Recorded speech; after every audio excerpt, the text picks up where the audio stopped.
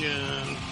Hello and welcome to The Bomb Filter, an experimental movie podcast designed with one thing in mind: to determine the worst movie ever made. We take bad movies and put them through a series of tests to help us decide just that. I'm your host, Chris Ockman. I'm joined by my co-host and fellow mad scientist, Rob Scucci. Hey, Rob, how are you? And why are we doing this? I pinched a nerve in my neck sneezing, so I'm back to sleeping with an ice pack every night. Aside from that, that's what happens, guys. Like, if we have younger listeners, that's what happens when you turn 30 or older. You sneeze or like you poo too hard, and next thing you know, your body's broken for a fucking month and a half. So we're doing this to talk about Jaws 3D, which kind of sucks because it's not 3D anymore. It's just like you see little blue lines around things that used to be 3D. Yeah, so you get the impression that was supposed to jump out at you. Yeah. But it doesn't. No. How about some bad reviews? Let's do it. Kim Newman of Empire. A toothless, tedious farce which deserves to sink without a trace. Accurate. No author here, but Time Out London says, okay, a right royal turkey. that was the review. Rita Kempley of the Washington Post. Jaws 3D, in which the Amity horror swims south to Florida, looks a lot like a Polygrip commercial, what with extreme close-ups of the great whites of artificial chompers. Yeah. It did look totally dead. The thing was dissatisfying all around. It's something I call the Avatar effect. Like, you see Avatar in theaters or on IMAX. Yeah. And it looks really, really awesome. Then you watch it at like 1080p on like your TV at home. Yeah, right. And you're just like, cool. I know like a biblical amount of manpower has gone into making this film, but I'm just not impressed anymore. Right. It always gets better too, the CGI. So It makes the CGI of the past look not as good. But Okay, let's do test number 1, the Keystone apparatus. Okay, should we do the YouTube reviews first? Oh, duh. I didn't write it in this time. But yes, all good. I'd really like to hear those. Okay, so they're really stupid. Michael Brody saved a lot of lives. That's the first one. Okay. Second one, they should have called this The Old Plastic Thing Snaps Again 3D. Okay, my cousin and I watched this movie in 83 or 84 and laughed through the whole thing. Favorite line, it's gonna eat us. So that's basically it. Okay, nice. So the YouTubers, the crazy ones, are even them. They're making fun of this. Yeah, they've really come around full circle the last 3 or 4 episodes. They're making a lot of sense on YouTube. They're killing it. Yeah. Good job out there. Mm-hmm. Okay, now we'll do test number 1. Cool.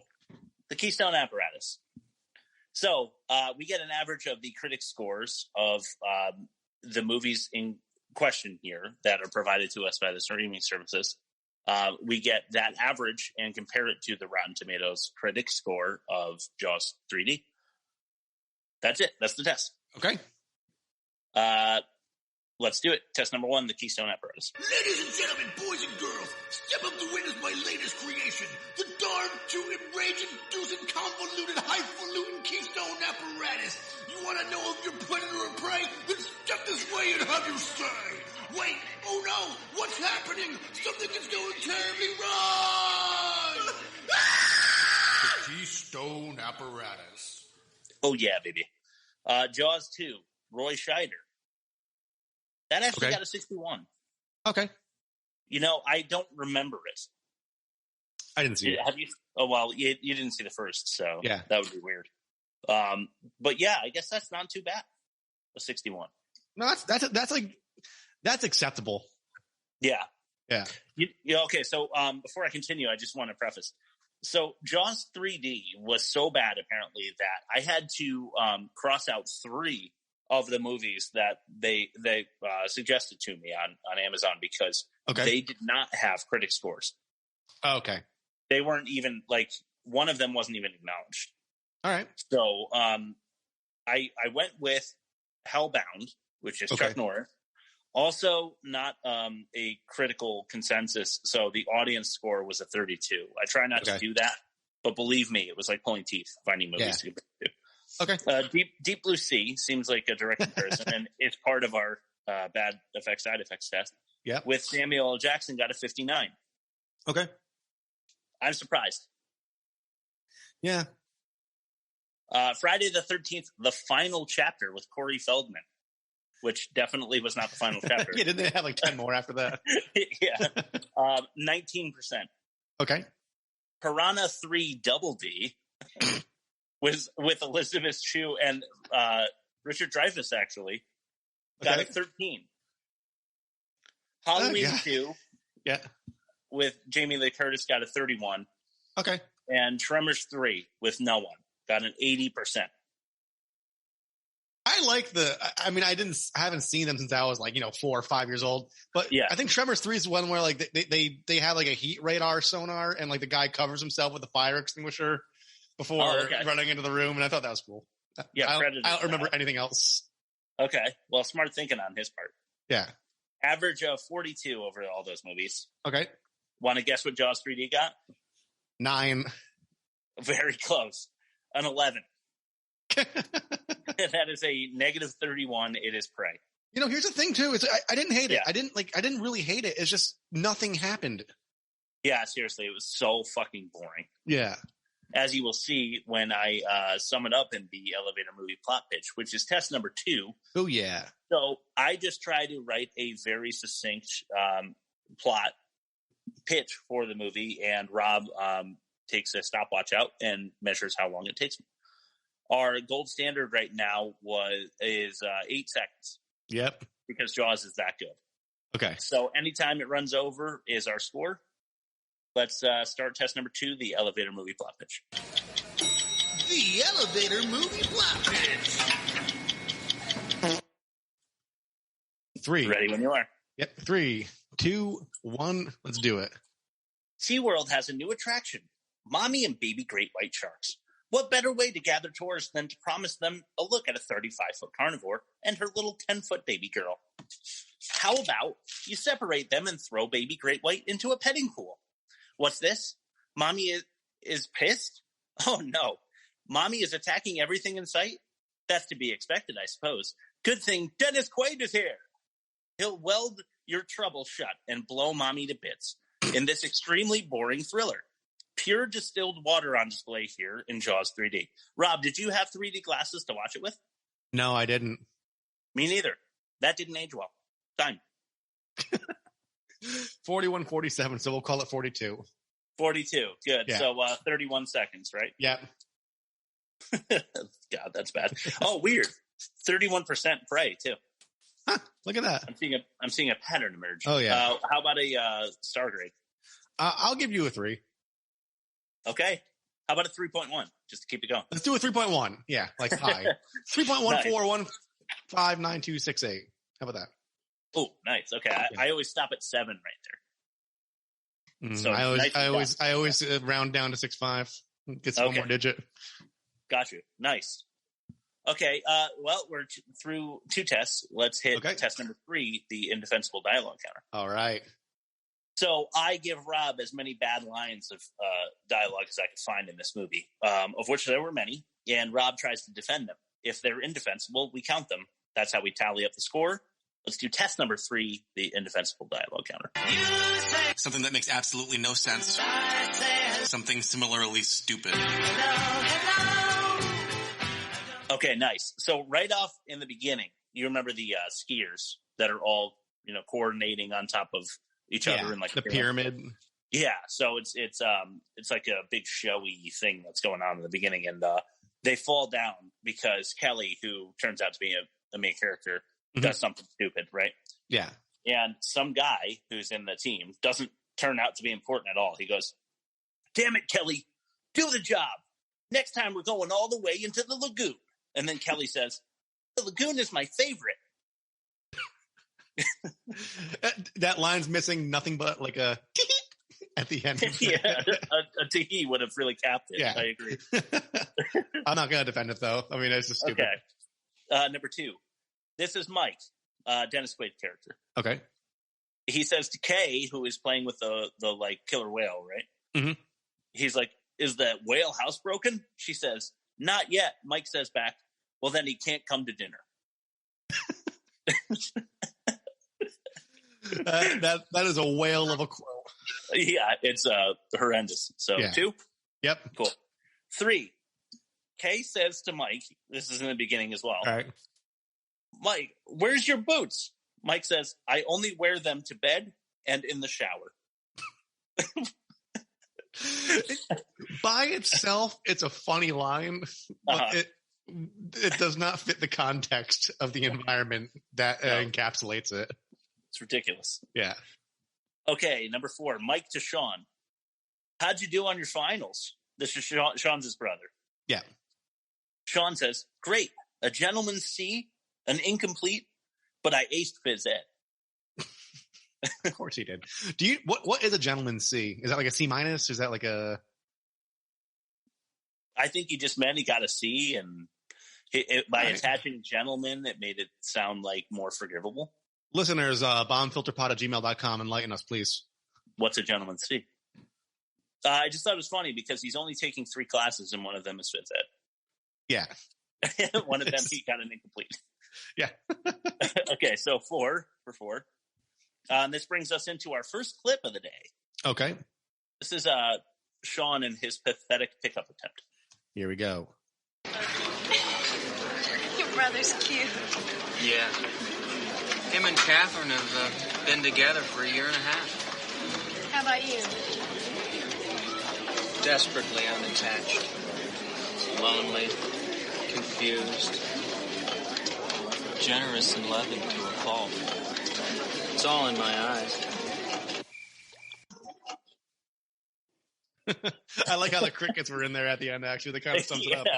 Cricket. Yeah, I don't think that would work. How about you? Well, here's the thing. It might, because like, I've only like dated like 5 people, and yeah, all right. I've been with the most recent one for about 12 years. So, no, it's not going to work. Okay. No, because I'm just imagining myself like at the age of 20 using that dialogue, and I just can't imagine. Yeah, that's when the girl you're trying to pick up like waves over her friend who's like only kind of a friend, like she's like pretend to be my boyfriend, so the guy goes away. Right, exactly. Yeah. Number 6, Mike on the megaphone to Sean and Kelly when they're like drunk and messing around on the beach. He says, this is so bad, I'm sorry. Mr. Bullhorn sees all, knows all. It's creepy because like he's peeping on his brother, like yes, about to engage in some fine ass penetration. But you know what? There's a funny thing about that scene. I just want to, before I forget, when he gets up and starts running like high legged, like sprinting away, just like joking. Yeah. Wouldn't that be funny if he just had like a fucking huge boner? The silhouette of his boner in the moonlight, pointing in the direction he's sprinting in. That's awesome. I wanted to ask, is a megaphone the same as a bullhorn? Because it's a megaphone he's using. I think, I mean, I could be wrong here, but I think the megaphone's the electrified version of it that the one that Scott Weiland uses to sound all cool in that song. But I think a bullhorn was like just like the rolled up cone that you yelled into. Right. The old school like prize fighting. Yeah. You know, place your bets kind of. Exactly. Bullhorn. Yeah. Okay. Number 7, this is Fitzroyce, the like English guy. Mm-hmm. He's saying to Kay, perhaps we can have dinner and drinks tonight. Kay says back to him, oh, I'm sorry. That's behavior I just don't do. I think it's a shoddy reference to the fact that she teaches behavior to dolphins. Yeah. But it just didn't sit right with me. Yeah, I didn't even pick up on that because it was so poorly done. If that was the intention. So it was so loose. Okay, number 8, this is Calvin, the owner of SeaWorld. Okay. This is after the first real encounter with the shark. Is everybody okay? It did look pretty dangerous down there. And then Mike says back, yeah, well, it looked pretty dangerous from down here too, Calvin. Yeah. That's just why include that dialogue. Yeah, you don't need it. It's like one of those things where you're like, well, I'm going to do this. Then do it. I will. Fine. Like, it's like you already established it was going to be done like the first time. So why'd you have that back and forth? Right. Exactly. It's just a waste of time. Yeah. Okay. This is Kay. she's talking to Calvin, trying to convince him that the big shark is in the lagoon or whatever. Yeah. She says, Overman was killed inside the park. Its baby was caught inside the park. Its mother is inside the park. Yeah. She could have just been like, all three of them are here. Yeah. Done. Okay. Number 10. This is the technician. Okay. It turns out that it's Calvin's nephew, but I think you get his name once when Kay says it, like, thanks, Kevin, for opening the hatch for me or something, but I didn't bother to go back. Because they actually, like, in the captions, just call him technician. Oh, okay. So he says, I'm getting a lot of contradictory readings from the filtration pumps. Leonard says, such as, the technician says, high pump rate, low outflow, and a pressure buildup on the inboard tunnel valve. Mm-hmm. More of this, like, let's make it sound fancy, doesn't really mean anything. Yeah, I got 57 parsecs for the next Galgamon. Like, it just doesn't. Yeah, I don't exactly. know what the fuck they're saying. Yeah, but that you're not supposed to. Yeah, but then you go on Reddit and like there's like one person that's like, actually, that's factually incorrect, and then they'll go on like a 5-paragraph diatribe. Yeah, thanks, buddy. Okay, this is just some guy, number 11. Okay. They're trying to make the piece to weld onto the like underwater tunnels to get everybody clear and safe. The guy says, hey, Mike, this is our last cut. I think our tunnel patch is ready to go. Mike says, good. Rig the winch on that workboat up there, will you? So I looked up because, I was like, is that throwaway dialogue too? Because they've been doing a lot of that. And I looked up what rigging the winch is, and I guess it's helps you like manipulate the sheets, like the sailing sheets and stuff like that. Okay. So you can make harder turns, I guess. Okay. I may be wrong. You can correct us there again. But what's the point of, they're in a shop. Yeah. Like, I feel like rigging the winch is something you might do if you're in a competitive sailing contest or something. Yeah, like where you really need the angles and like the speed and like the be able to start and stop on a dime or whatever. It doesn't sound like, hey, rig the winch for me, will you? It's like, rig the winch. Yeah, exactly. Right. Yeah. Okay. Number 12 is Jack Tate. This is one of my favorite characters. He's Fitzroyce's right-hand man. Yeah. He says, what's happened? The guy says they've shut the pumps off. Tate says back, that's all she needs. The gate can't hold much longer. Philip, pull the pin. Pull the pin, Philip. Hub, hub, hub, hub, hub, hub, hub. I really wanted to include it because of all the like. Yeah, it was pretty indefensible. But I honestly, I have such little respect for this movie. I call them Jacques Cousteau guy number 1 and Jacques Cousteau guy number 2. Nice. Okay, that's fair. Totally fair. What is not fair is number 13. I wrote the mama shark saying "Ah!" and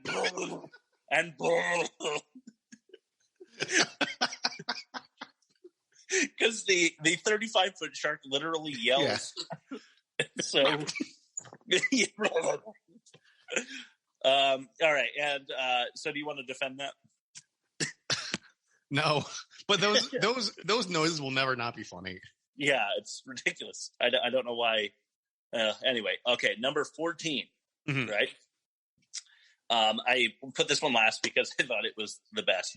Okay. Charlene, you remember the guy Overman that you see like ripped in half, basically on the stretcher? Yeah. Uh-huh.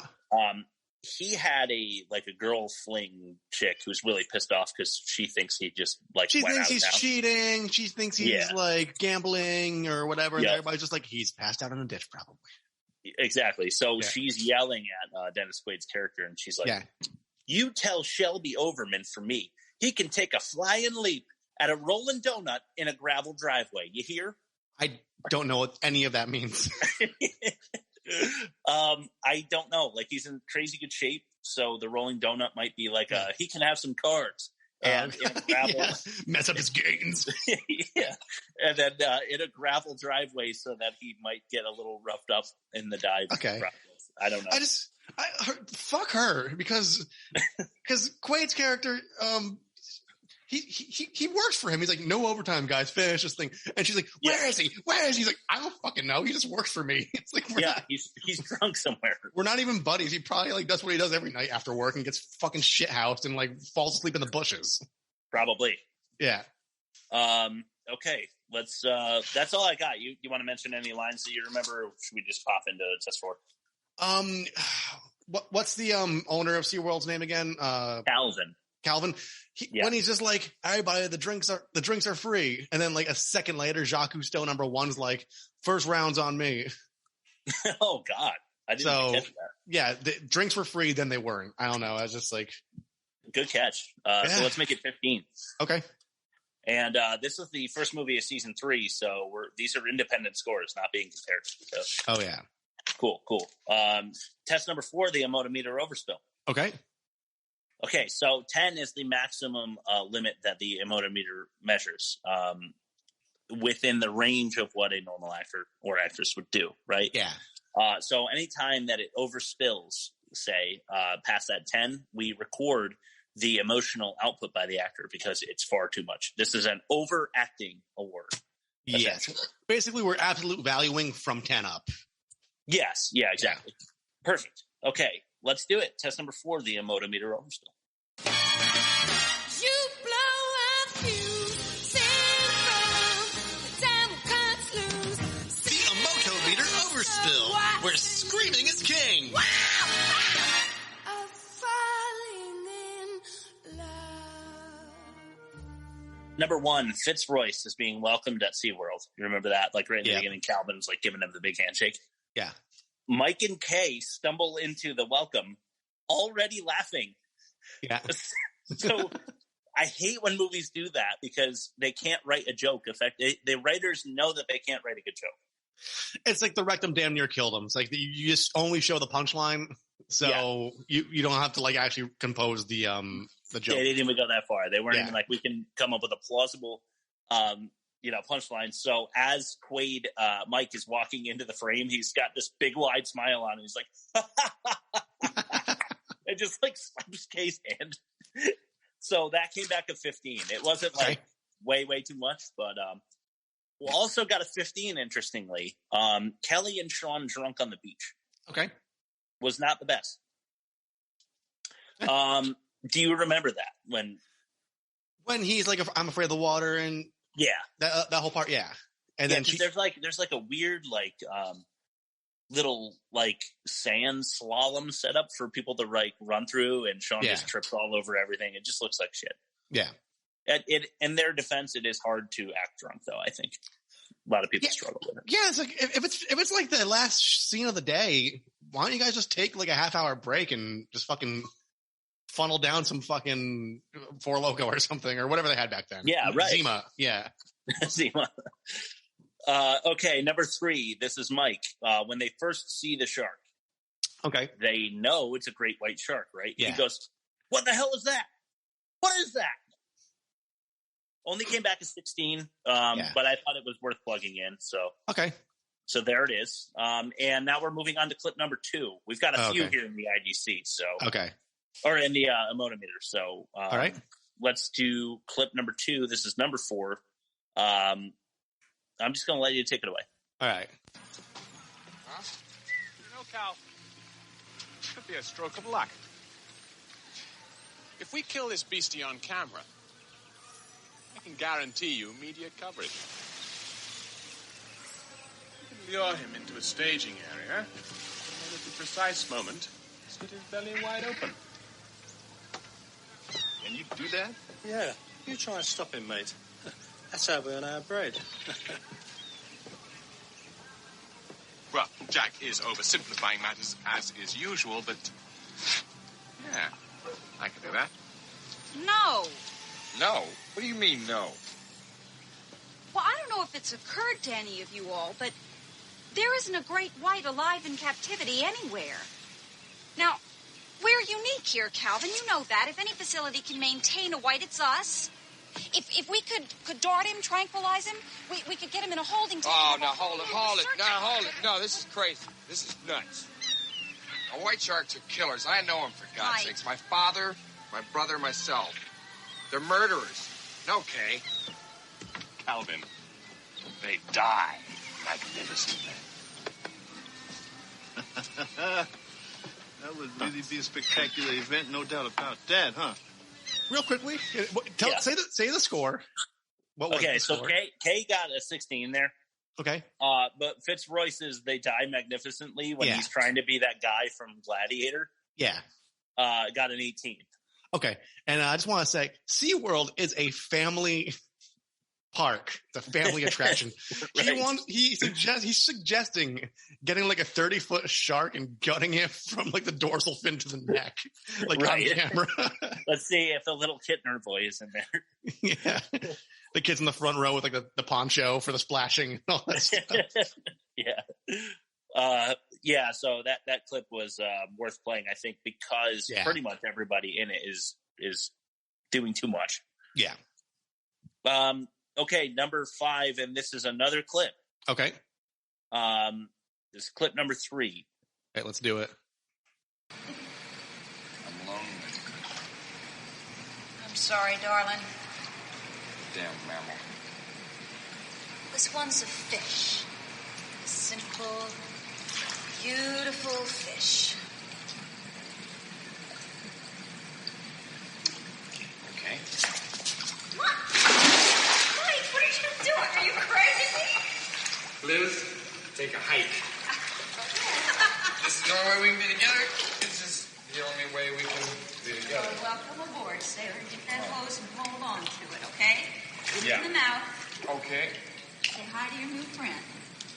You know, this is the first time you've ever done my work with me? Yeah, well, it's a real thrill. Maybe tomorrow you can come to work with me and have some real excitement. Help me pour foundations.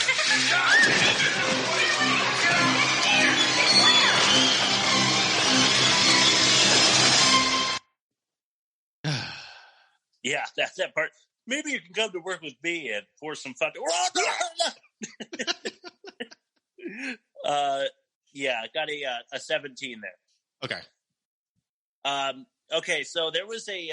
You remember in Jaws when I was saying how Dreyfuss did a really good like uck face when he saw the remains of the girl?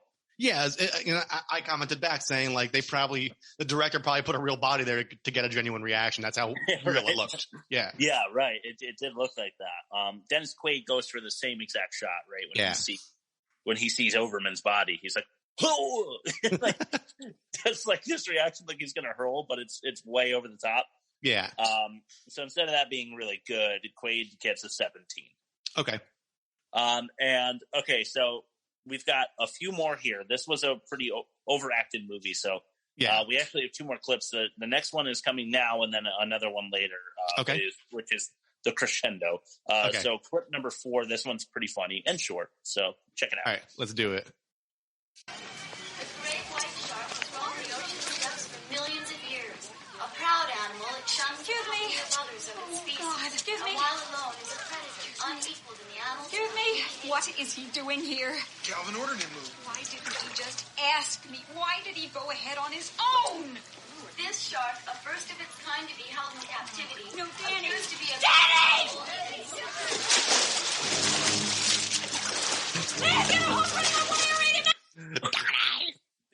Yeah, 22. That Danny was outrageous. Yeah. Number 9, Mike knocking out a guy on a popcorn cart and then and then falling out of the cart a minute later, like onto some grass.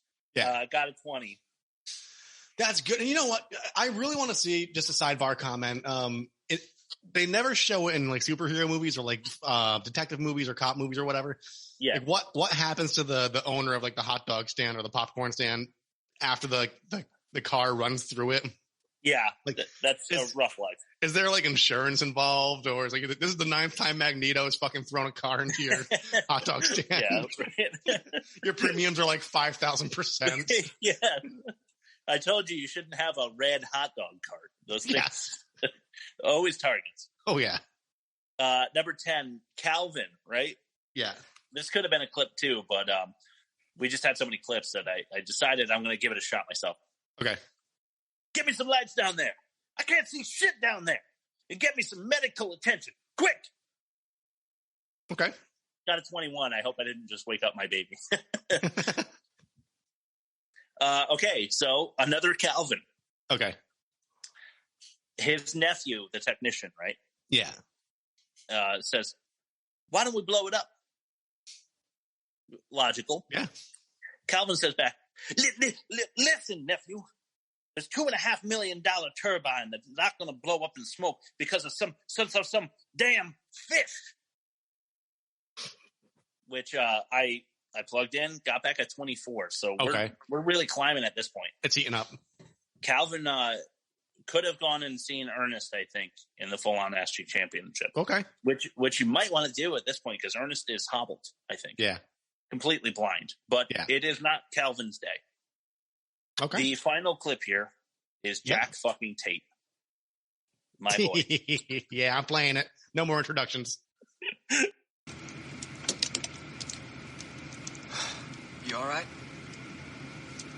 Where's Mr. Fitzroyce? I have no idea.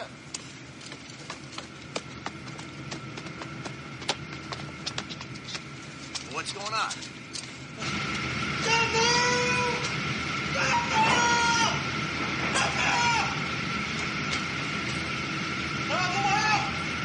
Don't understand. This is it. I don't. He didn't come up.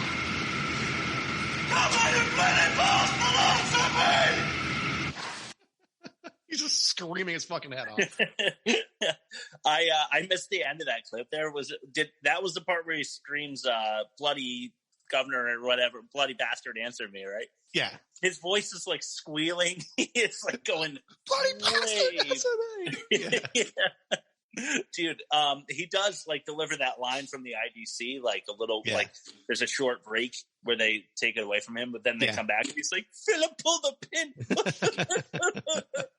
Dude was like fucking going for it. Yeah. He got a 28, which is higher than almost everybody ever recorded. Okay. All right. So I think if anybody's got a chance against Ernest, it's going to be Jack fucking Tate. Hell yeah. Why don't we send it into the full-on Ass Cheek Arena and see what the hell happens here? All right, sounds good. Ladies and gentlemen, let's get ready to ask cheek! Hello and welcome, ladies and gentlemen, boys and girls, friends from distant nations to Ass Cheek Arena. Introducing first, your challenger, standing at 6 feet and weighing in at 180 pounds. From London, England, Jack fucking Tate. Yeah. And now, introducing your legendary pit fighting champ, standing also at 6 feet and weighing in at 160 pounds of grit, determination, and unwielding ferocity. From Lexington, Kentucky, your reigning, defending, full-on Ass Cheek champion of the world, Ernest P. Worrell. And there's the bell. Jack Tate pulls out a flare gun and fires it at Ernest, hitting him square in the jaw. Ernest can't see at all, so he had no way to know it was coming. It seems to stop Ernest in his tracks for a moment, but he's now serpentining as Jack reloads his flare. Jack fires again, but this time, no luck. Ernest heading in the wrong direction, but missed by flare number 2. Jack now tries with the harpoon gun. He misses again, however, there will be no reloading this time. Ernest is circling back, and this time directly at Jack. I think he heard the sound of the harpoon gun and has guessed the proper direction. Jack better be careful and quiet here. You do not want Ernest in close contact. He is extremely dangerous. Jack with a shark grenade. He pulls the pin, and Ernest has targeted the sound. Jack rolls the grenade forward and runs the other way. Ernest has just passed the grenade, and whoa! The grenade has exploded. Ernest was thrown forward by the power of the blast. He's missing a leg. Ernest laying lifeless on the floor, but we've seen this before. Is this dead? Is he dead, or is he reeling in his prey? Jack closing in on Ernest with a Bowie knife in hand. Closer. Closer. He's pouncing it, and Ernest rolls. Ernest swipes with 2 daggers and cuts Jack's legs in the fashion of Kong from Bangkok Dangerous. Jack squealing with agony. Drops to the floor. Ernest crawling to Jack, and it's a test of strength. Both men trying to jab with the other, and they have sharp instruments. Ernest, though, with 2, is able to slip his 4-fingered hand away and stabs Jack in the chest. Jack, in agony, yields to Ernest as his strength leaves him. Ernest continues to push his blades into the body of Mr. Tate. Ernest again with the victory, and he's pulling something out of Jack's back. It's It's a welding gun. Ernest burning off the site where his leg was severed. Another victory at cost for Ernest. How long could he keep this up? And now he's applying the welder to his victim.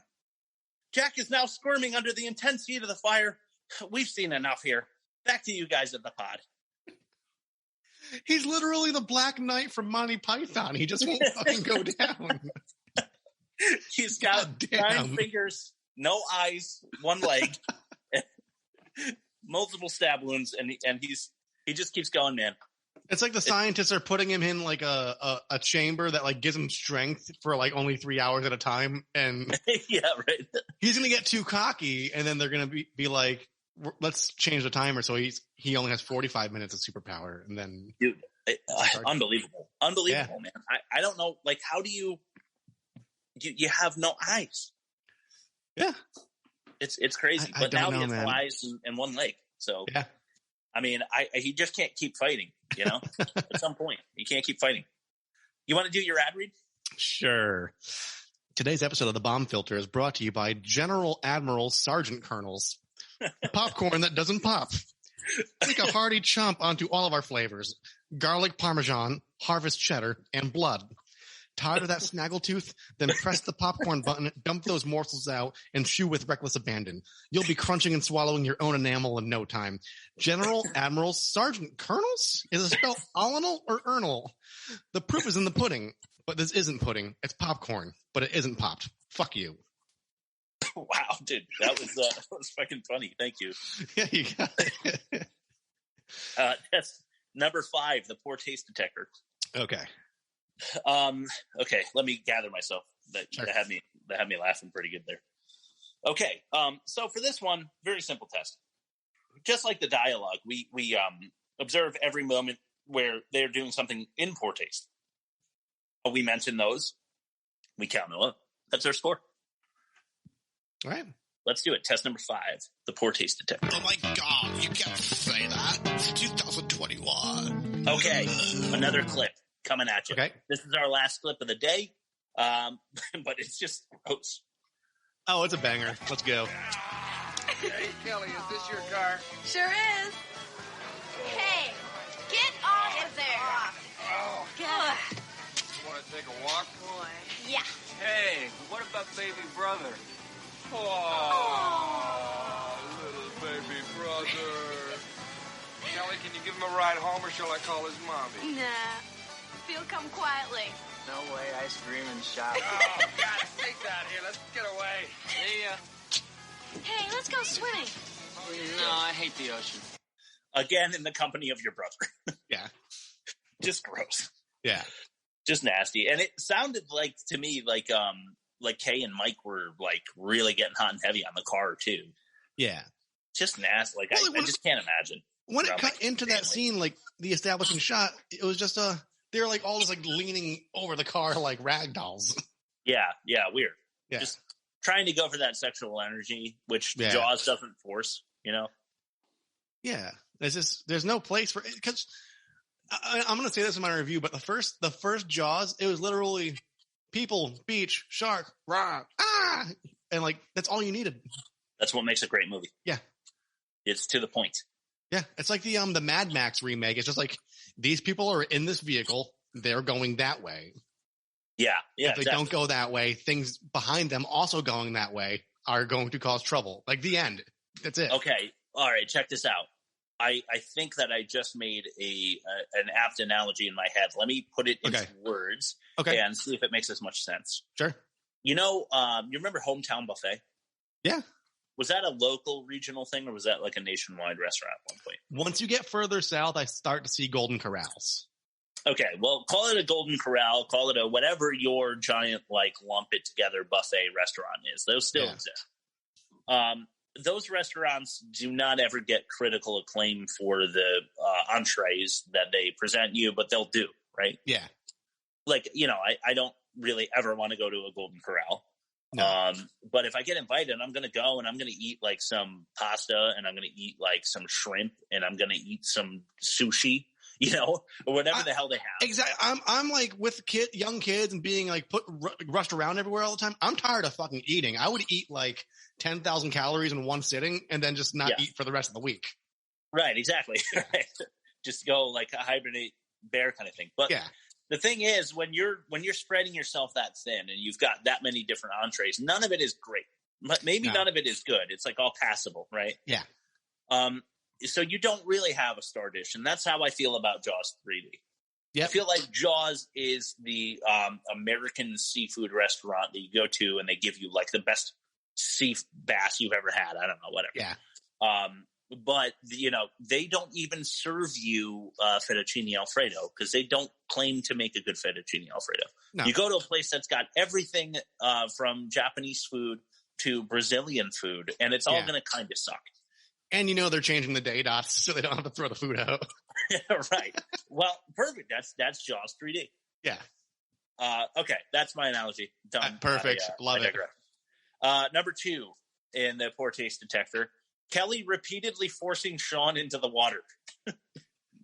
Yeah, that's like, it's just not he's cool. clearly traumatized about something. He's traumatized so much he doesn't bring it up. He can't even tell you what the problem is. Yeah. She doesn't care. She's just like, get your ass in that bumper boat. We're going for a ride. Yep. On choppy waters with this big fat dude with a trucker hat that keeps bumping into it. And someone might have a grenade. Yeah. Right? Like 7 feet under us, they're fishing for a 35-foot carnivorous great white. Yeah. Okay, number 3. I've got one word. Okay. SeaWorld. Yeah, it's got a bad rep. Yeah. Number 4, having underwater grenades. Yeah. How's that timing? Perfect. Number 5, Mike threatening to pull his dick out. Yeah. He's like, I came here for a woman and a tattoo. Already got the tattoo, and then like starts unbuttoning his pants. That's like saying I'm here to kick ass and chew gum and I'm all out of ass. Yeah. That's weird. Pulls out number 5. Yeah. Number 6, the phallic octopus tentacle. Yep. So that's it. Like, for some reason, it's like a haunted house, and there's these like, I don't know, late teens that are supposed to look a little sexy, I think, and they're getting like wrapped around by like this big dick with suckers on it. It reminded me of like the chick getting fucked by a tree in Evil Dead. Yeah, pretty much. It's like you're not supposed to feel good about it, but it's sexual. No. Yeah. Okay, I mean, I mentioned this before, but number 7, it's got to be here. Moving a great white shark to a petting pool. Yeah, it's never a good idea. They're apex predators. Right. It's not a stingray. All they do is eat, fucking kill. Right. And they make more little sharks. Yeah. Number 8, Kay says, basically, I'm paraphrasing, but she says, no grenades in my water, right? Yeah. And then Fitzroy says back to her, you tend to your knitting, my dear, and I'll tend to mine. It's such a cheap shot. It's a touch sexist, yeah.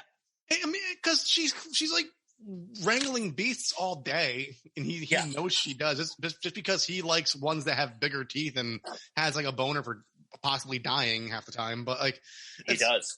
It's like, go play with your Barbie. Like, you can come up with if you're gonna be sexist, like, be funny at least. Agreed. This chick's badass, dude. Yeah.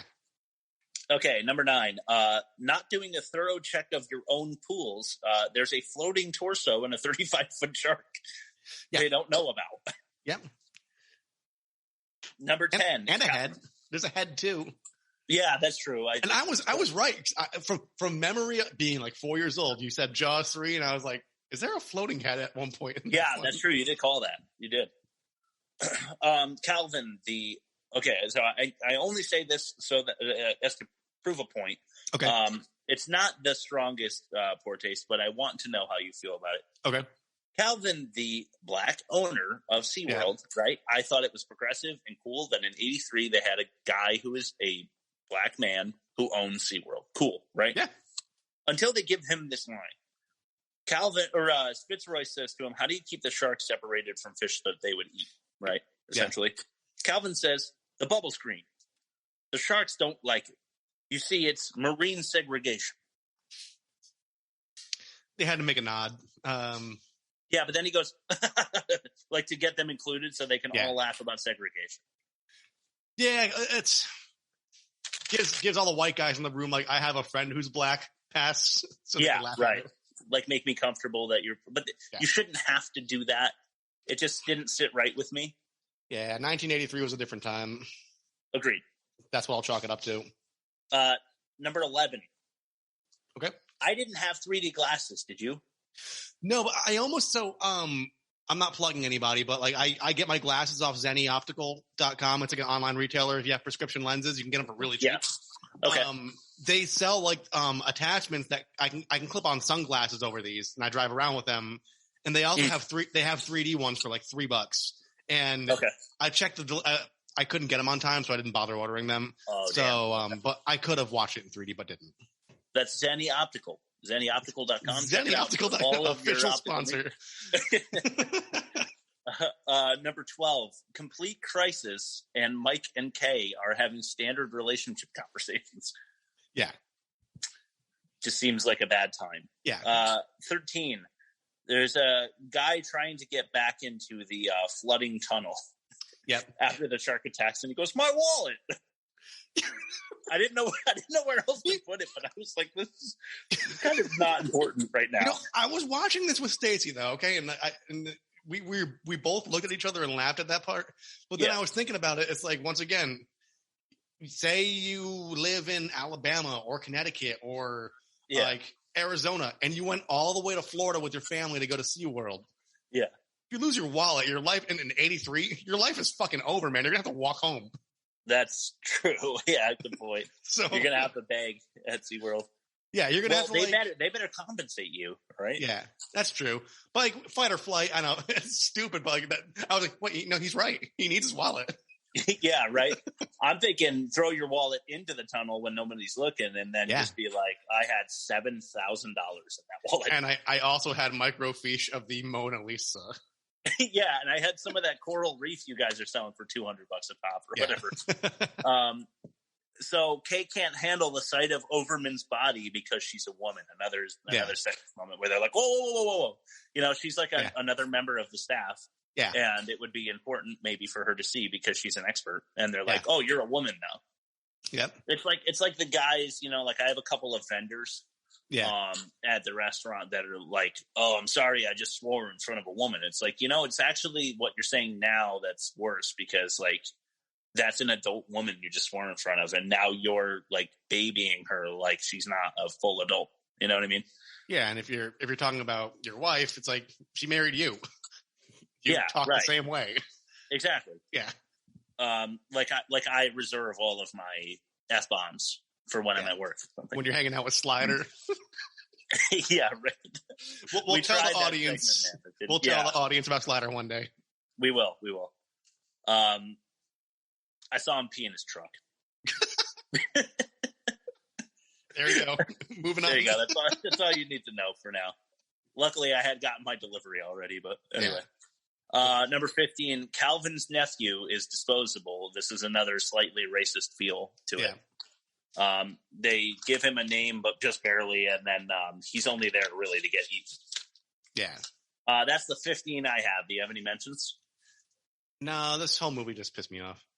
Yeah, it really, really did. The whole movie's in poor taste. Like, I agree. All right, so let's do 16. All right, like, one for the whole movie. Here's an actual one. When Jaws at the end like busts through the glass, and it's like, it's obviously 3D. Yes. Do you think people in the audience just had popcorn and like nacho cheese all over themselves? They're like, oh, shark go boom. I think people are that fucking stupid. If there was anybody in the theater, then maybe. All right, cool. So we're gonna do something new. I'm gonna do one more test, but then between test number 6 and 7, we're gonna do a new segment. Okay. I just wanted to cue the people up for that. So get ready. It's going to be a season 3 premiere, and I think it's going to be some of our best shit. So. All right. Okay. Test number 6 is accounting for entropy. Okay. So a trope is a cliche, something that you see a ton in movies. Yeah. We list those because it's a sign that your movie sucks if you're not very creative. Yeah. So let's do test number 6, accounting for entropy. Obvious tropes. Brought to you by, oh, he's right behind me, isn't he? We're gonna need a bigger boat, and well, fuck me sideways and call me Senator Blimpy.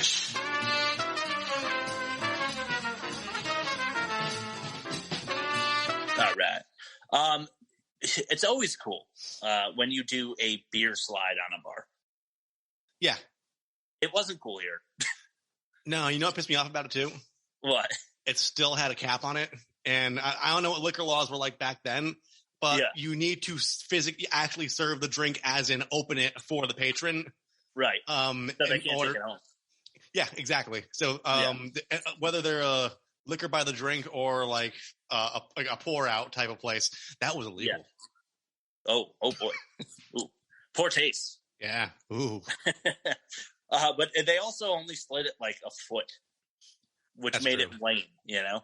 Yeah. When they do it in the movie and it goes like 8 feet across the bar, like 12 feet, it looks badass, you know? I had a gig in Allentown, Pennsylvania. I was on tour with one of my bands in like 2009. Yeah. And it was like it was like the longest bar in Pennsylvania. Yeah. Or like the oldest. It was like one of the two things. Okay, cool. And I was playing drums for one band and bass for another, and in between sets I was like, someone slide me a beer, and they slid it down and it fucking missed my hand and shattered against the fucking back. And I just was like, that sucks. And then started playing. All right. Somebody's gonna have to clean that up. Yeah. It's on my pants. All right. Number 2, speaking of beers, Sean yells 2 beers for Kelly and himself to no one. And that happens in movies all the time. Not only are you shouting at like, a non-existent waitress that's supposed to just like, oh, okay, I got you. I'll be right over, even though they're busy. But what 2 beers? Do they only have 1 beer on tap? Yeah. Are they supposed to? They're not mind readers. Right. Which beers do you want? You just got here. They're making $1.42 an hour plus tip. they're not really invested in your fucking beverage. Yeah, you're gonna end up with the most expensive beer that they have. Like, you ordered 2 half kegs. I'm sure of it. Yeah. Number 3, the beeper mix-up. Yep. So Mike and Kay have a beeper mix-up, but what really annoys me, and I don't know, somebody get back to us on this. Do you think it was supposed to lead somewhere? How about you, Rob? Because I do. I don't. You enlighten me, please. Okay, because they mix up the beepers, which they don't do anything with. But for me, it felt like they were setting up. The writers had a scene set up that either they cut from the movie or never shot. Okay. Where it was important that Mike be somewhere, but Kay gets his beep. You know. Yeah. Kay gets his alert, and then Mike's not there to save. You know, whoever it is. That's fair. So like Dumb and Dumber, like Dumb and Dumber, but with sharks. Yeah. Yeah, perfect. And, oh shit! And then wait, is that? Did you just give us your movie review? Because that's kind of perfect. No, it's actually really good. No, I can't go back down on my review now. Okay. So we'll just hop over to number 4, which is Fitzroyce is of course attracted to Kay. Yeah. He's that suave Englishman who wants to take her out for drinks, and it causes a 3-way tension between Mike, Kay, and Fitzroyce, which really doesn't develop. It's just another one of these things that doesn't matter. It just goes off. It just... Yep. Poof. Yep. The jammed harpoon gun doesn't really matter because Mike gets a shot off anyway, but they jam the harpoon gun, and you're like, oh, give me a break. It would be cool if it was suspenseful and not something easily predicted. But it was just, I'm going to fire it. Oh, wait, it won't fire. Wait, I fixed it. Oh, now it was fired. Yeah, exactly. Okay, number 6, the barrel system, which you saw in Jaws 1. Mm-hmm. Also goes nowhere. This is the only reason that I'm saying it. It does happen in Jaws 1, so I'm counting it as a cliche. Yeah. Maybe it happens in 2 as well, but they shoot him with a big buoy, right? Yeah. That doesn't matter. Like it's not attached to him in the next scene. Yeah. The show. So what the fuck was that? Another thing that they were like, oh, let's throw this in, and then it doesn't go anywhere. Yep. Number 7, opening day at the Sea Kingdom. Okay. Of course, all this shit happens on opening day, right? Yeah, it's like the Biodome all over again. Yeah, exactly. Number 8, the low oxygen for tourists. This is one that I wanted to shout out to our audience and find out if anybody has more information on this. So you're in like this big ass tank with like 20 other people, right? Yeah. There's a fair amount of oxygen, only like up to your waist there's water. About how long? I know this is like really sciencey, so probably not easy to answer. But how long really would it take for you to exhaust all of the available oxygen in that really big room? Is it really a threat? I think it might be, because I was looking. So in our apartment, we have a walk-in closet. It's big, like it's like the size of our old bedroom in our apartment in Connecticut.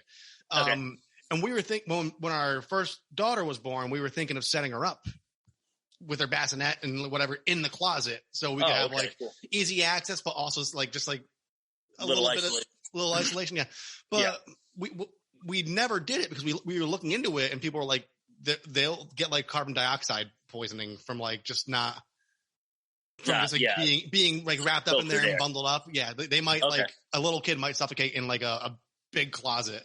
I know I'm on air right now saying I was thinking about shoving my daughter in a closet. I'm telling you guys, it's a big closet, and we never did it.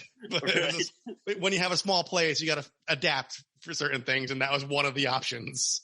One of the options that you chose not to go with because you did the proper research. Yes, it's fine. I'm not judging. Okay, definitely not. I was telling this to you. I'm like, this is coming out really bad. Yeah, that's okay. I mean, like I said, you didn't do it. All right, number 9, the smart shark with the coordinated attack.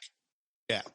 So he knew to like attack that tunnel, I guess. That's the thing I don't understand about sharks. I know they're apex predators, and I know like if they want to eat something or fuck something up, they're going to. But are they that smart? Are they going to be like? Are they going to like know intimately like the tunnels and the maps of this place? They're just going to ram their head into it until they bust through it, I think, right? Yeah, maybe. Or they'll just eat a fish because it's too much work. Yeah.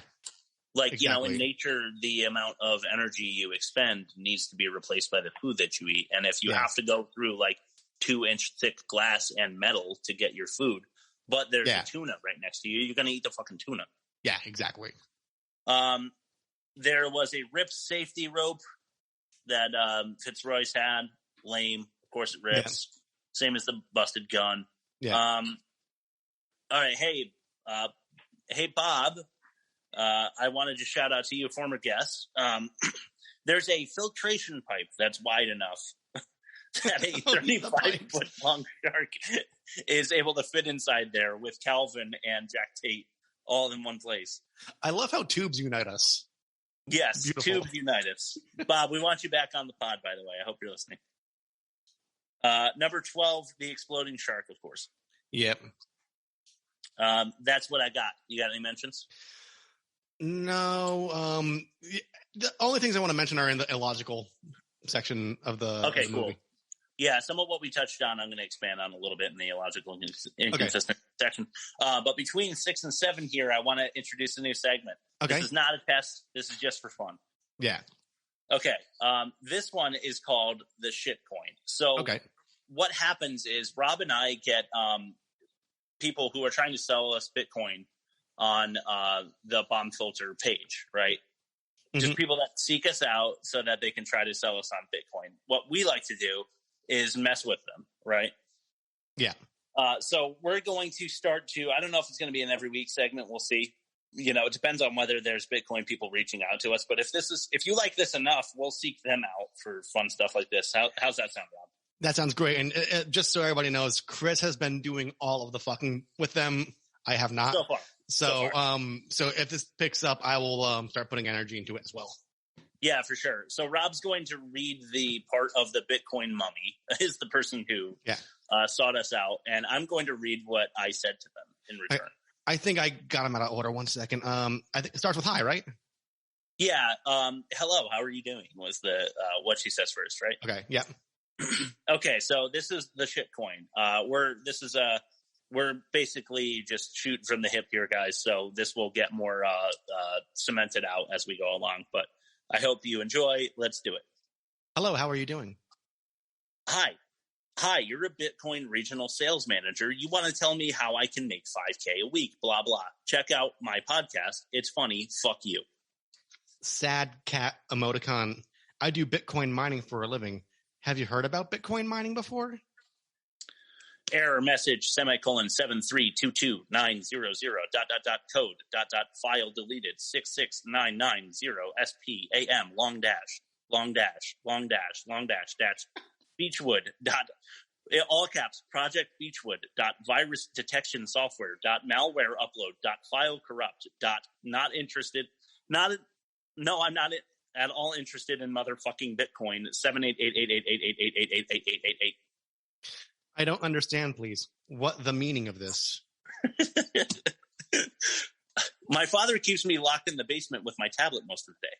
He says the COVID is going to get me if I go out and play with the neighbor's squirrels again. Sorry, cough, cough. So sorry about that. Where are you located? In the Grenada Square, east of Whitlock County. If you could have any superpower, it would be super hungry. Most people don't know that I'm actually 14 feet of rope all bundled up in a human suit. I'm from Los Angeles in California. And what about are you chatting from?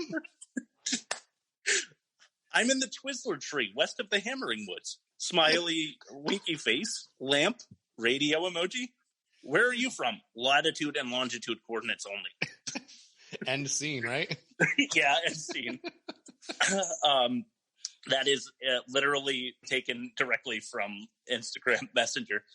Man, that's fun stuff, dude. I think your reads were funnier than mine. Yeah, the English is so bad. Okay, cool. I love that segment. That's fun already. So I'll make a bumper. If this picks up, I'm going to make a bumper anyways. But it's going to be fun, and it'll be a regular part of the show if people like that. I hope so, because I was feeling like we need to break up 6 and 7 because it gets a little like number 1 through number 12. You know what I mean? Yeah. So that could be a really fun way to break it up a little bit. So let us know what you think, guys. Was that funny or just cheesy? We don't know. Right. Test number 7, bad effects, side effects. So we have a grading scale. Deep Blue Sea is our worst. It's bad CGI, bad sharks, blah, blah. Total Recall is the next best. That would score you a 2. That is after the fashion of the practical effects in Arnold Schwarzenegger's Total Recall of the 80s. Number 3 is a rock scorpion. That is a reference to The Rock's role as a half scorpion, half human god in The Mummy Returns. And finally, a 4 score would be a Beowulf. Don't worry about that one this week. But a Beowulf is a reference to the movie that was all CGI that looked almost real, but kind of eerie because it wasn't. Mm-hmm. So I add up the score for every instance that we mentioned, and then divide it by how many instances there were, and we get our score. Right. So that's number 7, bad effects, side effects. Bad CGI till the day I die. Cool. So there's a lot. I'm going to try to rip through this a little bit. Okay. Yeah. Number 1, the fish head in the bloody water. Mm-hmm. Almost put that up on Insta because it was so bad. It got a blue, like right off the bat, a blue. Yeah. Number 2, big red block letters. I think it was Raw Deal with Schwarzenegger that we did, I think, episode 9. Huge red block lettering. You can just tell that they didn't spend any money on it. It just looks like crap. I don't know why red, but it just says Jaws 3 in red. And it's probably almost drawn because the 3D glasses back then. I think they're the red and blue ones, not the clear ones. So they probably just played to that color really nice when they were right. Okay, so so keep in mind that still look like shit. The score might be a little bit affected by the fact that we didn't have 3D glasses, but that's something that they should have thought about. Yeah, they didn't really think that through at all. Okay, they get their first recall here. Okay. I thought the acrobatic ski teams and stuff was kind of cool, so I gave them 1 notch up. I mean, they did it. Those were people doing that, so yeah. Yeah, right. So you get a little bit of a nod there. Yeah. It's also a cheap way to entertain the movie crowd. So yeah, you know what I mean? So you don't get much. Number 4, the bold outline on the hand that's falling through. So the hand looked like shit. Anyway, But because of that 3D effect, now in 2021, when you watch it on Amazon or what have you, it just looks like total shit because it looks like a tattoo because of the really bold outline. It's got like it's like a blue light around it. Yeah, exactly. Yeah. So number 5, the Lagoon Underwater City just looks like trash too. So all blues except for the one recall so far. Number 6, the Submersible I thought was funny. Yeah. That Mike and Kay go into looked awful. Yeah. Also blue. Fast forward shark dynamics. You know I hate fast forward dynamics. I hope you agree. But they like to show how fast the shark is swimming. They do fast forward dynamics on it, and it just looks like crap. Total blackout transitions. Did you get those too, or was that just because I was watching it on AMC Plus on Amazon? Nah, same thing here. Okay, so you did get like 2-second blackouts? Yeah. What is that? That's just terrible editing. Yep. Some shots are totally fuzzy. Like, I'm thinking about when they're on the dock at night. Yeah. Like, I couldn't fucking make out what was going on. It was so fuzzy. Yeah, like all the dusk scenes didn't look too great. Just like everything's silhouetted weird. Yeah. So we're going on to number 10 here, and there's one recall otherwise. All blue. Mm-hmm. So the underwater tunnels with people walking, I did, if you check out our Instagram, you can see a clip. I put it up because it looks so unbelievably bad that I felt it proper. So check that out there. That's a blue too. Yeah. Number 11, this is something that happened in Grease too that we thought was pretty funny. Okay. But you remember when, what was his name? Nagarelli is doing the like high pitched number. Yeah. And he's totally not screaming, and you can tell. Yeah. Well, that happens with Mike as he's screaming like to get out of the water. Yeah. To the skiers. But not only that, not only can you tell that he's not saying what he's supposed to be saying there, but the skiers don't match up either. Yeah. So blue there. I will say Kelly's leg wound from the shark when they pull it out of the water looked okay. Yeah. So that didn't look bad. Yeah, that was just the gash up on her thigh, right? Yeah. Yeah. I'm only not giving them a scorpion or anything because that's not hard to do. No. They screwed it up really bad in Waterworld, to bring in another reference, when the Wanderer or whatever is, the Wayfarer, I don't remember what they call him. But Kim Coates, his character, has just a red streak. It looked like they just like took a paintbrush and went straight down his back. Yeah, the pizza cake guy. Yeah. Right, that got a blue. So this will get a recall because it actually looked like there was a slice in her leg. Yeah. Number 13, the big shark underwater going 1 mile per hour into the tank where the tourists are. Yeah.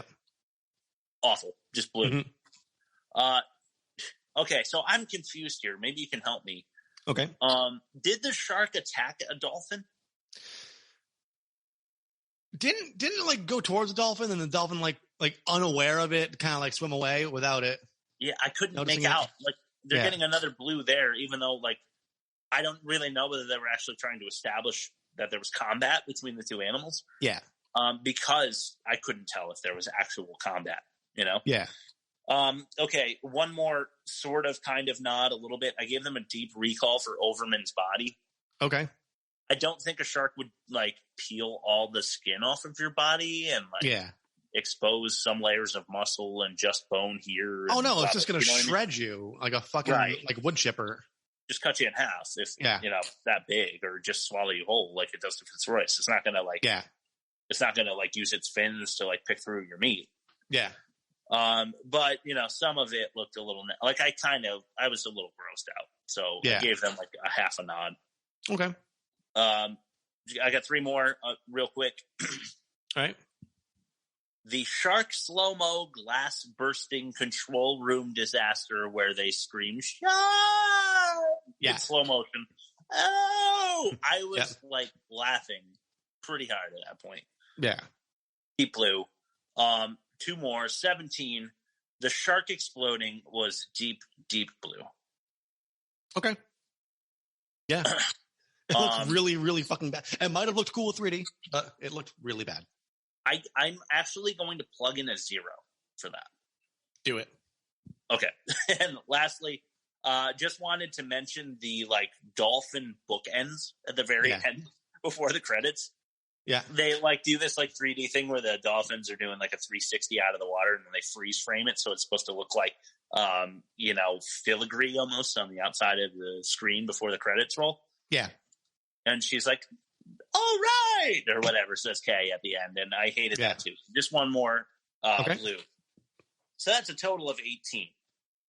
Okay. I got a 19.5 and I plugged in I didn't plug in the zeros because you don't plug in the zero, but I divided 19 by 18. Okay. Or 18 by 19.5 rather. Yeah. Got a score of 0.92 for a deep, deep blue. It's less than the lowest score that you can get. I thought this was the worst CGI movie we've seen so far. It looked fucking awful. Thank you. And while we're at the end of this segment, I'm at the point where I can't concentrate because I have to piss so bad. So I'm going to do that. Yeah. I'll be right back. Cool. I'm good to go. Yeah. Okay. So we're going to start the illogical inconsistencies, but I wanted to start with you, Rob, because you had the best one. So why don't you start us off? Okay. So the original Jaws came out in 1975, and the Brody brothers were like, what, 4 and 10? I think that's generous. Yeah. I think that's about, I'll say that's right. Let's say that's right. Okay. And 10 is generous because like even then in 1983, they are 35 and like 28. Sure. They're operating under grease tool rules. Yeah. Because I wrote down that they should be about 18 and 13, but Sean doesn't look 13 to me. Yeah. And I don't want to hear him screaming and shouting about his orgasms if he's 13. Yeah. Not that I want to hear it at all. They should be young adults based on the timeline. Yeah, right. Teens. Yeah. At the very most. That is a huge plot hole. Thank you for pointing that out. I feel like we would have done the audience a disservice had we not mentioned that. So well said. Remember when I was laughing about Nick Cage on a bicycle? Yeah. I don't know if Dennis Quaid on a stand-up water ski is funnier. But it's at least it's not. Yeah, it's in the running for sure. Is that when he does like the equivalent of like a water ski, like a kickstand for like a bicycle, and like he just like plops it down and starts running? What are you talking about? No. Okay. He gets in the dock and like lowers the handlebars or whatever. Yeah, it was weird. So there was it's very, very early in the movie. Okay. There's no shark yet, and I think it was the no overtime. Yeah. Scream, and he's like standing up, and then he like docks and like kind of fumbles up onto the dock because they hadn't practiced it enough. And I was just, this is the doofy. It's supposed to look like Future Tech, I think. Yeah, it might as well have been a fat guy on a Segway, like exactly. Yeah, perfect. Okay, the knockoff music we have to mention. Yeah, it was the same composition, but shittier. Really shitty.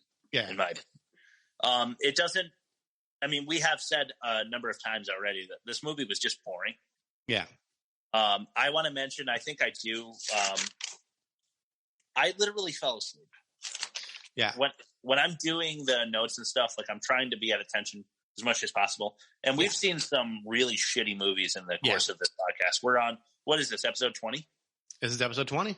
We've done 20 episodes, dude. I've never fallen asleep. Yeah. I fell asleep during this movie because it was so fucking boring. So, you know what I did? I had a Bluetooth speaker. You know, those speakers, it's like the size of a Coke can, and it's got like a speaker on both ends. I had one of those, and I just cranked that shit to keep me okay. up. Well, that helps. Yeah. But yeah, just to tie a bow on that, the music was awful. Yeah. Did not add any suspense anywhere, and the shark wasn't scary, so we really needed it. Mm-hmm. SeaWorld Orlando location. That's where they shot it. Yeah. It actually was a SeaWorld. I'm wondering if you're SeaWorld, why do you do this? Yeah.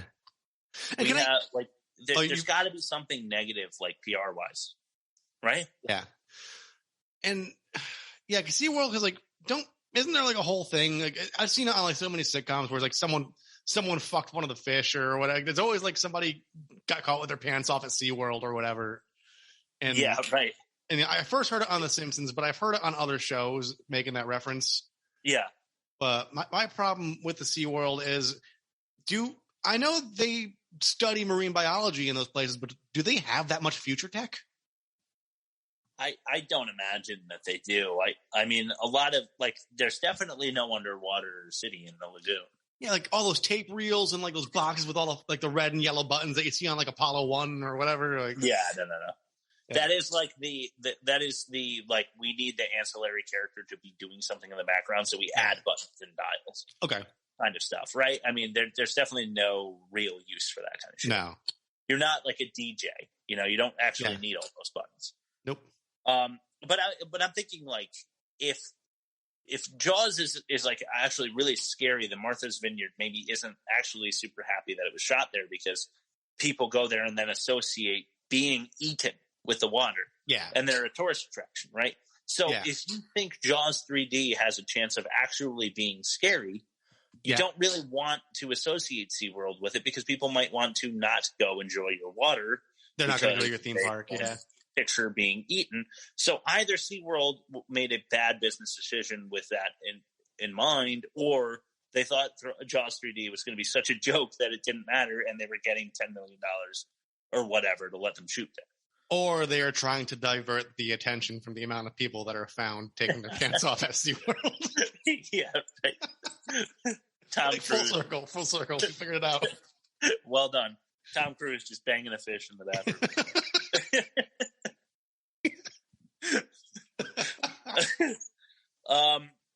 Okay.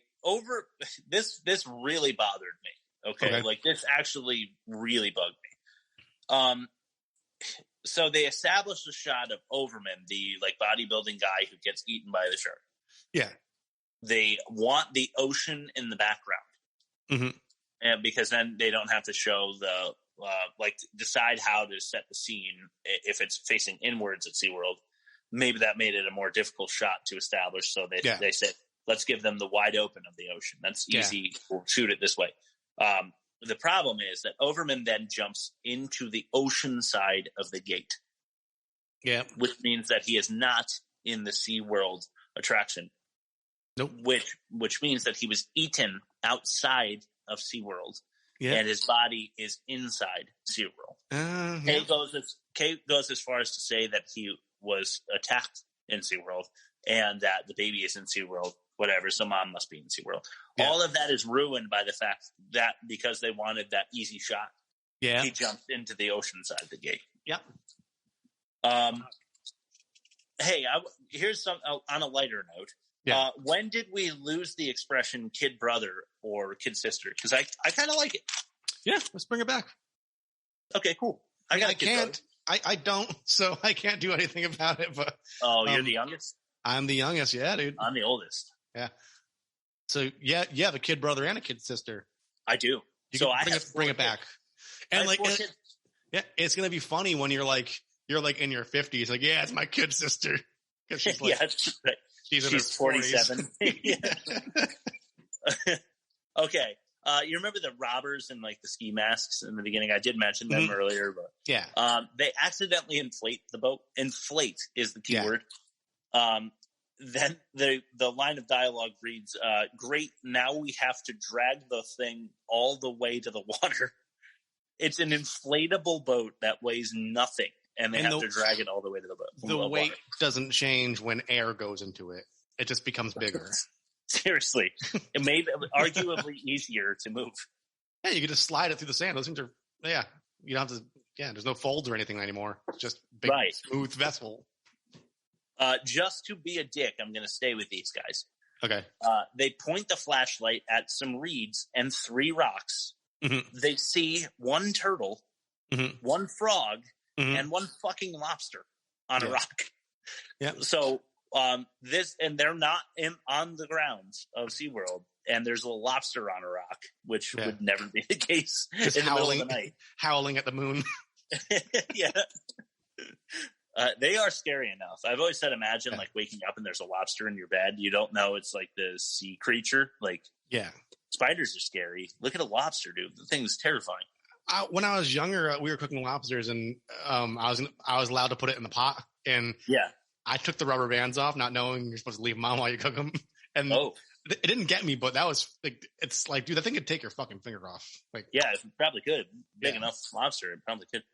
And then lastly, well, maybe not lastly, but on these guys again, why are they clipping the coral? It's like they made some kind of weird, like, $200 a specimen reference. Like I just didn't understand the coral reef trade at all, especially because it's not in the grounds of SeaWorld. Yeah, and I'm assuming at the level they're stealing, they aren't going to find the right guy. Like, I'm pretty sure if you're moving coral reef, you've got to do it in bulk. Like, you've never heard of dealing reefer, dude? Yeah, dealing reefer madness. Yeah, I've seen it. Yeah, but it'll ruin your life. You got to move that shit in bulk, man. Like, I'd imagine if you just come up with like 2 little like moon rock sized pieces of coral reef, they're gonna be like, get the fuck out of here with this shit. Seriously, what am I supposed to do? It's totally dehydrated at this point. What am I supposed to do with this? They made and sunk an entire pirate ship to see it from a distance in the lagoon. It's just stupid. I'm saying chum the water near a big net or on the other side of the gate and then just close it when the shark goes towards the blood. Yeah. That'd be my approach. Do you remember the game of standoff that Sean and Kelly did in the bar? Yeah, was that ever a thing? What the fuck was that? Yeah. They are pushing each other's hands to see who loses their balance first. Yeah, I guess you gotta tap. Yeah, you just tap them on their hands, and if you're drunk and tipsy enough, you might fall over. Yeah. I thought that bar game was laughable. I guess it was a quick way to establish a cutesy relationship or something. I don't know. Some hand touching, start really mellow, and then you could be caught with your boner in a megaphone later. I guess. Right. Yeah, but the field, right? He sees all. He knows all. Yeah. But just real quick, Sean wins and then somehow owes Kelly 2 beers too. Yeah. Thing. It was a game for 2 beers. He won. Now he owes. I just don't understand. He admitted to cheating or having an advantage, and then he's like, "I'll just buy you a beer instead." Oh, okay. Thank you for clearing that up. Where is the goddamn suspense in this movie? Just wrote that, jotted that down real quick. It's not anywhere. No. Is this opening day for SeaWorld or the Underwater Kingdom? I wrote before that is the Underwater Kingdom, but I don't know that it's not the opening day for SeaWorld at large. So the park's been open as a whole, but they added a new wing to it or something like that? It could be, but they certainly seem to be with the giant Fitzroy's entrance at the beginning, where the owner of SeaWorld is there to shake hands, and they have media to welcome a photographer. Yeah. I don't understand why he's such a big deal, but it would seem like an opening day for SeaWorld kind of thing, and it is that argument is bolstered by the fact that they have 75 different pyramid and whatever acts to go along in the lagoon, not the Underwater Kingdom place. Yeah. There's just a lot of festival type atmosphere. It feels like the opening day for SeaWorld, but Mike's been there for 4 years. Yeah. Building. It's like the mayor giving Batman the keys to the city. It's like a giant coronation. Yeah, exactly. Yeah. So it feels like an opening day thing to me, but I digress. They waste a shitload of money on lame acts, like the Silver Bullets or the Danish Dance Squad that they have. The first shark is extremely non-threatening. The 10-foot shark. I've never seen this before, but didn't you think throughout the first and second act, all the baby sharks, because that's all they showed, you're like, that's Jaws? Yeah, right. Yeah. I was disappointed. So I guess that was supposed to be the old switcheroo on us. Like a misdirect on the audience. Actually, but it is actually supposed to be threatening, for a little while there. Until they're handling it in a pool. And you're like, this is kind of dumb. Who pushed that girl's face right up against the glass when Overman's body, torso, comes floating up? And why? There's plenty of room, and there's just a guy's hand pushing her into the glass. It seemed kind of fucked up. Okay, so here's a little technical issue I had. The 35-foot shark was an escalation from Jaws, who was 25 feet. Yeah.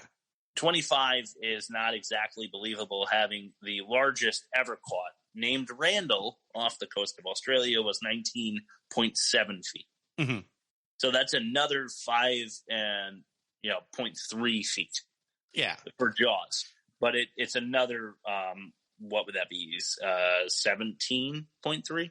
Yeah. Or whatever. It's the point. Like, in the original Jaws, 25 feet, you could suspend enough disbelief to be like, yeah, there's probably a shark that big somewhere. Yeah, right. Yeah. Right, exactly. There's a few more feet. It would be 15.3. That's my fault. Yeah. It's 15.3 feet bigger than any shark ever actually recorded. Yeah. You're right. Like Jaws could be 5 feet bigger, not 50. Because like if there is actually a shark that big and it's a fiction, you could be like, well, it's an apex predator. It's the king of the fucking sea. It has no reason to surface or ever show itself. So so like, you can believe it. But like 35 is just like, that's fucking insane. Yeah, it's just too much. That's bigger than a Buick. The Buick is the standard measurement for all sharks and pools of blood. Yes. So mom and baby shark then both slipped in through the gate, even though we only saw one fin. So they were able to somehow, like in parallel, like uniform swimming technique, get through the gate together. Yeah. The tourists were stuck in a tank between two tunnels in a circle design. So the shark must have then bashed in both sides around the tank. Yeah. So that lends even more credence to this shark must have been a mastermind because it attacked both sides. Back to your original point, if it requires more than the smashing straight through something, he's going to find food somewhere else. Yeah, exactly. Because they can't smell flesh through glass. No, it can only guess that those are tasty morsels. But then once it smacks its nose into the glass and doesn't penetrate the glass, it's going to be like, never mind. Yeah. The 3 Coke can product placement. Did you see that? I paused it. I pointed to the screen. I said to Stacy, "This is the entire reason this movie exists." Yeah, pretty much. I mean, it's so Mike is in his like building shop before he says to rig the winch. There are 3 empty Coke cans on his like little workbench. Yep. Well, like perfectly displayed, and I was like, "Man, that is so obvious," and they should be ashamed. In the movie Grown Ups 2, I think. Yeah. I never actually saw it. I read this in a review. There's like three unopened cans of Pepsi Max on his nightstand when there's a deer in his bedroom in that scene. Just, oh my God. There's just cans of soda unopened, like just to show that they're there. Yeah, but that's what they pay for, right? Yeah. You would have them. I think it's smarter to have them open though, because it looks like you drank it. Yeah, but that's why it's so stupid because they did. Yeah. I could resist the Pepsi Man. Why not use a couple of fish as bait first before you dangle a human as bait? Yeah. just a thought. The big dolphin payoff was not enough. I'm sorry. It just wasn't. Oh my God, Sandy and Cindy are both okay. It was like we didn't spend any time with these dolphins. Who cares? Yeah, I don't give a fuck about either of these animals. Yeah, right. There's humans at risk. Wasn't the glass made to sustain thousands of pounds of pressure? The shark is going half a knot and is going to burst it. Yeah. It's inches thick. Yeah. It's like it can withstand like gigatons of nuclear thrust. Like won't break it. But dude, Jaws will. Thing, that Jaws 3 thing floating at the screen literally doesn't swish its tail to gain speed. It's just going like, here's my controller, right? Yeah.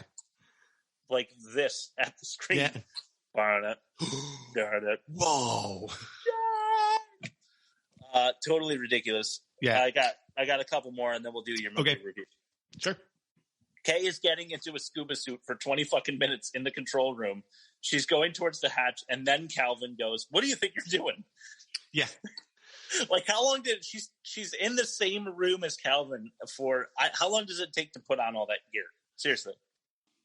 That's like making dinner at home and like I'm like, oh, I'm gonna make a stew tonight, and I cut the onions and I cut the celery and I cut the carrots and I get the meat, and like, she's standing there the whole time, and I start the stew. Like, oh, I thought we were doing chicken tonight. It's like you saw me doing this the entire time. This entire time.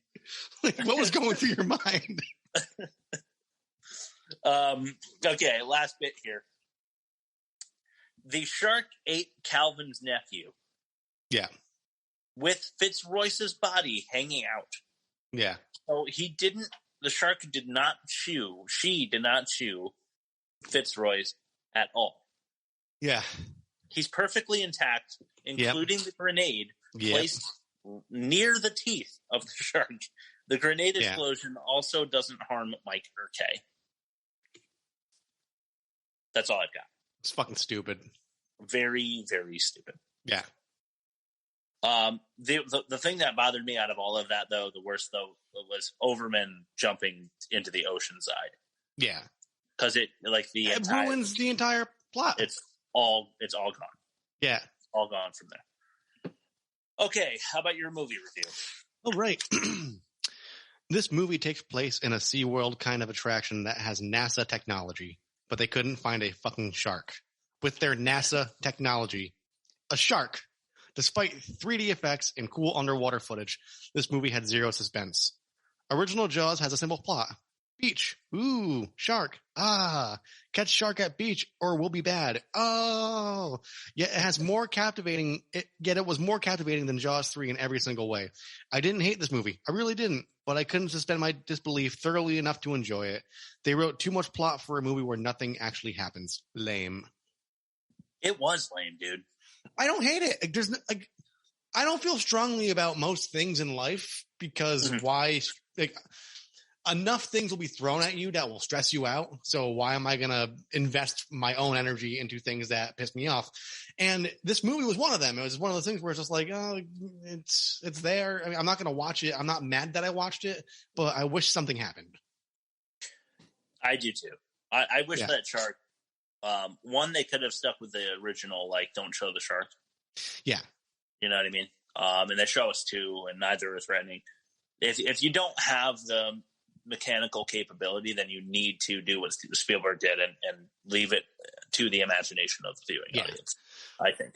And you know what? One more thing that pissed me off about this movie. I don't know if the original Jaws didn't have a lot of underwater footage. Like you said, not showing the unknown so people could like make up something worse in their heads. But they were doing it for the whole 3D aspect, but the noise the water made, it really fucking bothered me. I don't know why. It's eerie. Yeah, that. It gets into the back of your head, and it's just a sound that you're going to hear when you're trying to fall asleep. It's like a sinister trickle. Right.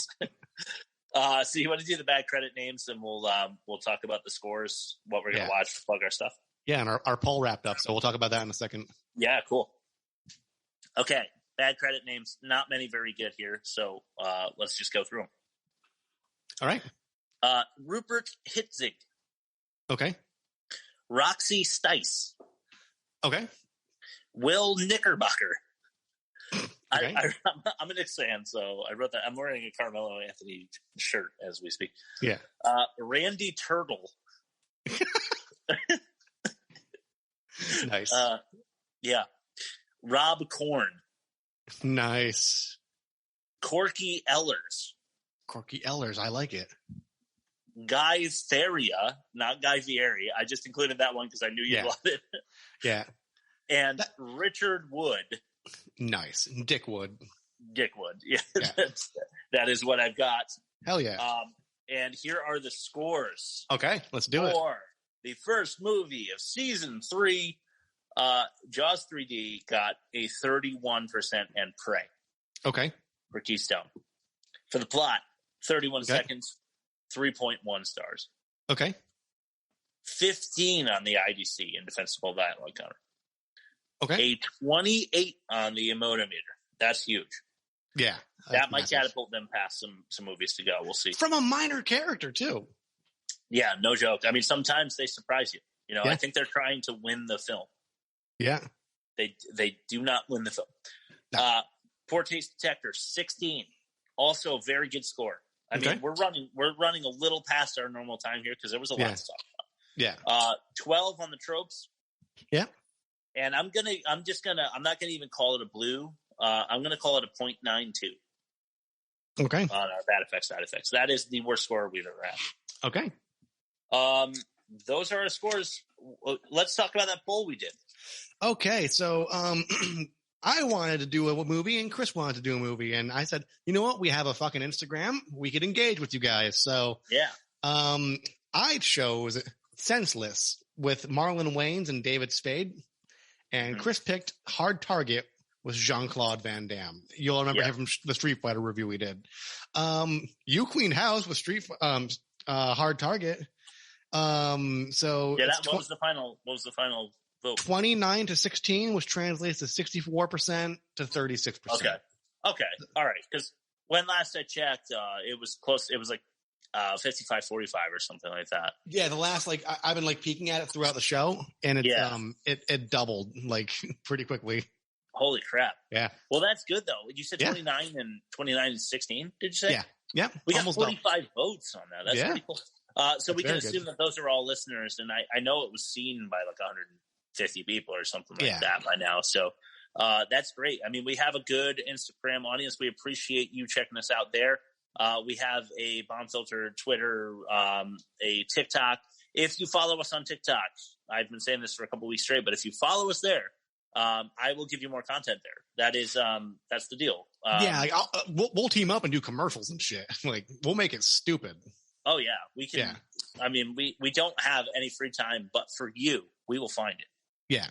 Because we love you guys. So thank you for listening. Rob, you want to plug anything else before we go?